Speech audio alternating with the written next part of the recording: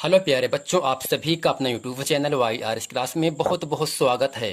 तो प्यारे बच्चों, आज की इस वीडियो में हम पढ़ेंगे क्लास 10th विषय भौतिक विज्ञान, जो कि आपका अध्याय आपका है विद्युत तथा विद्युत धारा का मापन। तो प्यारे बच्चों, विद्युत का मतलब बिजली होता है, विद्युत धारा का मतलब करंट होता है। तो चलते हैं प्रश्न नंबर एक। प्रश्न नंबर एक जो एग्जाम में बहुत बार आया है, इसलिए एग्जाम के नजरिए से जो प्रश्न है प्रश्न नंबर एक बहुत ही महत्वपूर्ण प्रश्न है। चलते हैं प्रश्न नंबर एक में। प्रश्न नंबर एक आपसे कह रहा है, ओम का नियम लिखिए। ओम का नियम लिखिए, या कह सकता है ओम का नियम का उल्लेख कीजिए, या ओम के नियम को संक्षेप में लिखिए। जिस प्रकार से भी कहे, जिस प्रकार से हम इसका उत्तर लिखे हैं ऐसे ही आपको लिख देना है और आपको 3 या 4 नंबर की प्राप्ति होगी। इसका उत्तर आपके सामने कहा जा रहा है, ओम के नियम के अनुसार यदि किसी चालक की भौतिक अवस्थाएं, ब्रैकेट में लिखेंगे, जैसे लंबाई, परिच्छेद का क्षेत्रफल, चालक का पदार्थ का ताप नियत रहे, तो चालक में बहने वाली धारा चालक के सिरों के बीच विभवांतर के अनुक्रमानुपाती होती है। यानी प्यारे बच्चों, कहने का मतलब इतना है, यदि किसी चालक की भौतिक अवस्थाएं, तो चालक का मतलब ये होता है जिसमें विद्युत धारा को हम प्रवाहित कर सकते हैं। जैसे तार हो गए, लोहे का तार हो गए, एल्यूमिनियम हो गए, कापर हो गए, इन सब में हम क्या करते हैं, करंट को प्रवाहित कर सकते हैं ना। तो ये क्या आपके चालक हैं, यानी वे पदार्थ जिनमें विद्युत धारा सुगमता पूर्वक आसानी से प्रवाहित किया जा सके उसे कहते हैं चालक। यानी यदि किसी चालक के भौतिक अवस्थाएं, विशेषता, लंबाई या क्षेत्रफल, चालक के पदार्थ का ताप नियत रहे, तो चालक में बहने वाली धारा को हम किससे लिखेंगे, आई से लिखेंगे। तो चालक में बहने वाली धारा चालक के सिरों के विभवांतर के अनुक्रमानुपाती होती है। तो प्यारे बच्चों, अनुक्रमानुपाती का मतलब ये होता है, जब धारा का मान कम करेंगे तब विभवांतर भी कम होगा, विभवांतर कम करने पर धारा का मान भी कम हो जाएगा। तो प्यारे बच्चों, उम्मीद करते हैं प्रश्न नंबर 1 आप समझ गए हैं। चलते हैं आपको लेकर प्रश्न नंबर 2 में। प्रश्न नंबर 2 आपके सामने कह रहा है, ओम के नियम की परिसीमाएं लिखिए। प्रश्न कह रहा है, ओम के नियम की परिसीमाएं लिखिए। इसमें लिखेंगे, किसी भी चालक ओम के नियम का पालन उसी समय तक करता है जब तक कि चालक की भौतिक अवस्थाएं, जैसे लंबाई, परिच्छेद का क्षेत्रफल, चालक का पदार्थ व ताप नियत रहे। यानी जो ओम के नियम की जो परिसीमाएं हैं, इनकी कुछ अवस्थाएं होती हैं।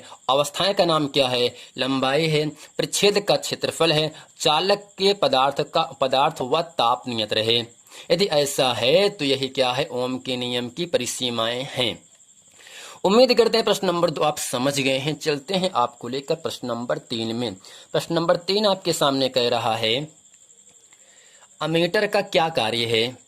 यह अमीटर है क्या, अमीटर का कार्य क्या है, इसे परिपथ में किस प्रकार जोड़ते हैं। परिपथ का मतलब ये होता है, आपके घर में वायरिंग होगा वही सब क्या परिपथ है, ठीक ना, तार कह सकते हैं इस प्रकार से।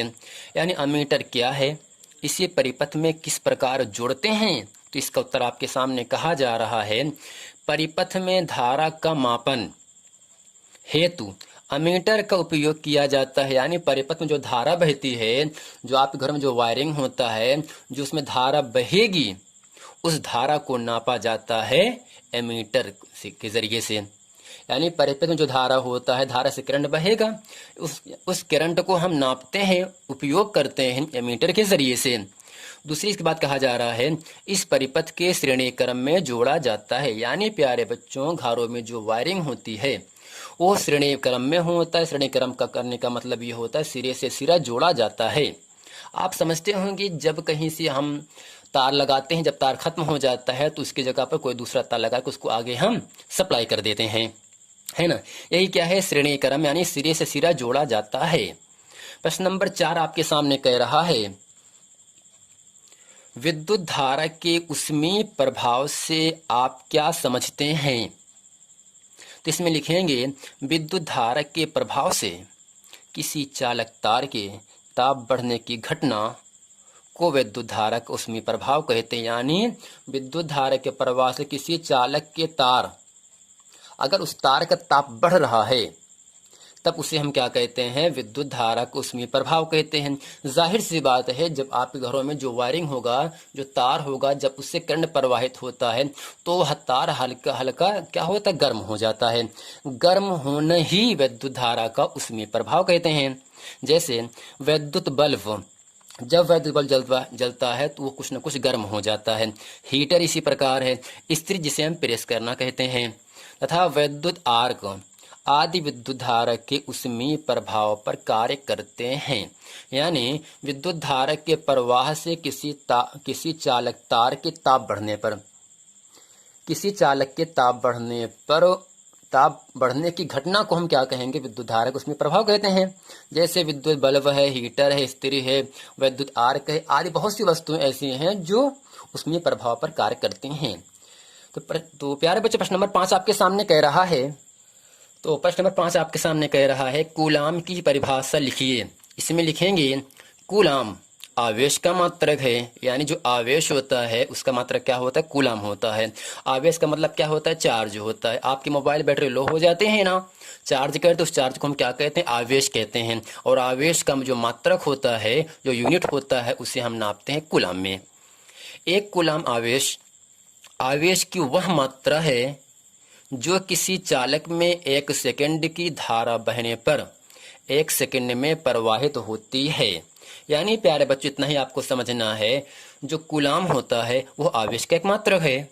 एक कूलाम आवेश की वह मात्रा है जो किसी चालक में, यानी किसी चालक में 1 एम्पीयर की धारा बहने पर 1 सेकंड में प्रवाहित होती है। इसे हम क्या कहते हैं, कूलाम की परिभाषा कहेंगे या कूलाम कहते हैं। प्रश्न नंबर 6 आपके सामने कह रहा है, विभवांतर का मात्रक क्या होता है। विभवांतर का मात्रक क्या होता है, यानी विभवांतर को हम किसमें नापते हैं, कहने का मतलब ये है। तो इसका उत्तर आपके सामने कहा जा रहा है, इसमें लिखेंगे विभवांतर, जिसे हम V से लिखते हैं, विभवांतर का मात्रक जूल प्रति कूलाम होगा।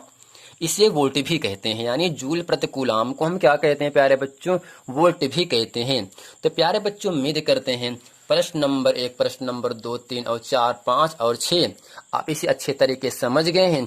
यदि ये पूरा प्रश्न वीडियो आपको समझ में आया है तो वीडियो को लाइक करें, कमेंट करें और इसे अपने दोस्तों में खूब शेयर करें, ताकि आने वाला वीडियो आप तक आसानी से पहुंचता रहे।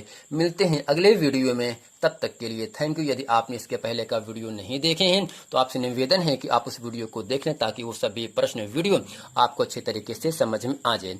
मिलते हैं अगले वीडियो में, तब तक के लिए थैंक यू।